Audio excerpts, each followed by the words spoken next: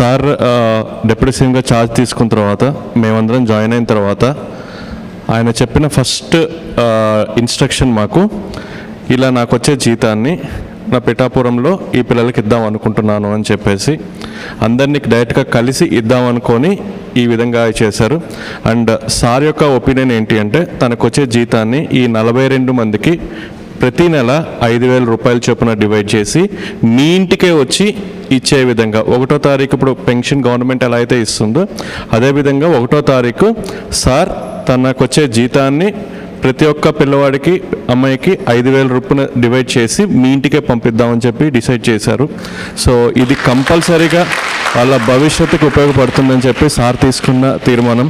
Sir ఇట్లాంటి మంచి డెసిషన్లో మేమందరం భాగం అవటం వల్ల మాకు కూడా చాలా సంతోషంగా ఉంది సార్.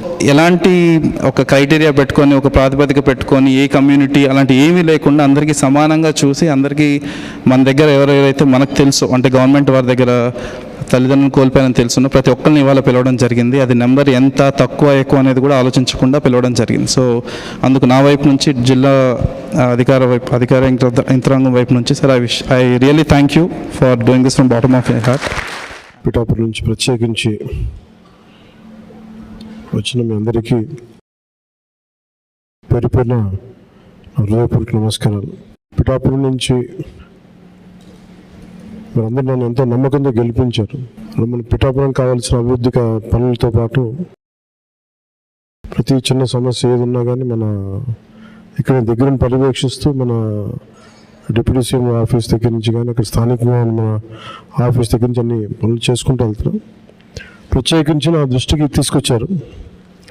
దాదాపు 42 మంది ఆర్ఫన్స్ ఉన్నారు, తల్లిదండ్రులు లేని వాళ్ళు, లేదంటే కూర్చోబెట్టి దాంట్లో సగం మంది కనీసం ఎవరు బాధ్యత తీసుకోవడానికి ఎవరు లేరు. దీనికి మనం ఏదైనా చేయాలని షణ్మోహన్ గారు అలాగే కృష్ణతేజ గారు నా దృష్టికి తీసుకొచ్చారు. ఆ రోజు నేను అనుకున్నది ఏంటంటే ముందుగా నేను ఎమ్మెల్యేగా గెలిచి డిప్యూటీ సీఎం పదవి తీసుకున్నాక బాధ్యతలు తీసుకున్నాక జీతాలు ఇవన్నీ తీసుకోకూడదని నిర్ణయించుకుంటే అసలు భారం అవ్వకూడదని. కానీ పరిస్థితి ఏమొచ్చిందంటే చాలా మిగతా వాళ్ళందరూ కూడా ఇబ్బంది అవుతూ ఉంది. అందువల్ల అంటే ప్రత్యేకించి నేను తీసుకొని అది ఎవరికి ఖర్చు పెట్టాలి అని అనుకుంటే నాకు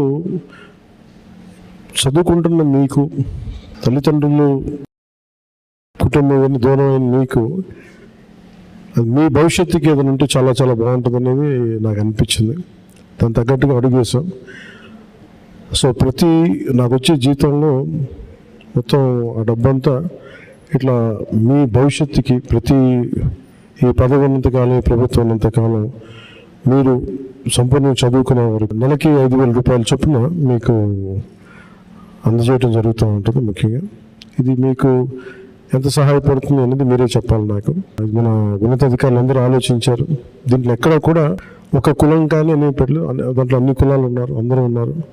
ఒకరికి నేను ఒక్క కులానికి నేను మాట్లాడాలి ఆ మనస్తత్వం కూడా లేదు నాకు. సో మనస్ఫూర్తి ఇంకోసారి మీ దృష్టికి తీసుకొస్తూ ప్రత్యేకించి మీ అందరికీ అంటే ఇది పని చేసి సంపాదిస్తున్నాం. ఒక ప్రభుత్వం తరపున పని చేస్తూ దాని నుంచి వచ్చిన జీతం చాలా బాధ్యతగా నాకు మీరిచ్చిన అధికారాన్ని తిరిగి తద్వారా వచ్చిన డబ్బుని తిరిగి ఏ పిఠాపురం అయితే నన్ను గెలిపించడానికి కారణమైందో అదే పిఠాపురం భవిష్యత్తుకి మీరందరూ పిఠాపురం భవిష్యత్తు ఇక్కడ ఉన్న పిల్లలందరూ సో మీ భవిష్యత్తు కోసం నేను దీన్ని తిరిగి జీతాన్ని ఇచ్చేస్తున్నాను.